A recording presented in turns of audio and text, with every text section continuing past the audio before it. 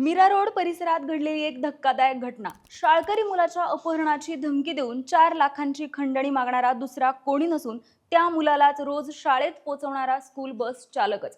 24 ऑक्टोबरचा तो दिवस। विद्यार्थ्याच्या आईला अचानक एक संदेश येतो, तुमच्या मुलाचं अपहरण केलंय, 4 लाख रुपये तयार ठेवा। एकामागे एक मेसेज येतात, मुलाचे फोटो आणि भीतीचं सावट आणखीनच वाढतं।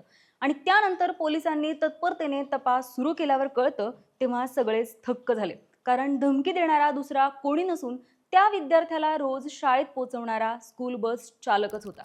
मीरा भाईंदर पोलीस मंडळ 1 चे पोलीस उपायुक्त राहुल चव्हाण यांनी सोमवारी काश्मीरा पोलीस ठाणे येथे पत्रकार परिषद घेऊन या गुन्ह्याबाबत माहिती दिली।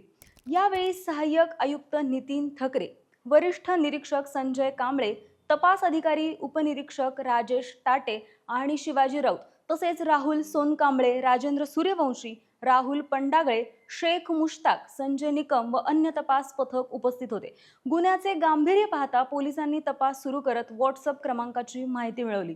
पोलिसांनी मुलाच्या आईकडून पुन्हा माहिती घेतली असता खंडणी मागणाऱ्या व्यक्तीने त्यांना पाठवलेले मुलाचे छायाचित्र हे त्यांनी मुलाला शाळेत सोडणाऱ्या स्कूल बस चालकाने दिले होते अशी माहिती दिली आहे। या घटनेने संपूर्ण परिसरात खळबळ उडाली आहे। पालकांच्या मनात आता भीतीचं आणि संतापाचं वातावरण निर्माण झालंय। तुम्हाला काय वाटतं या प्रकरणाबद्दल कमेंटमध्ये नक्की कळवा।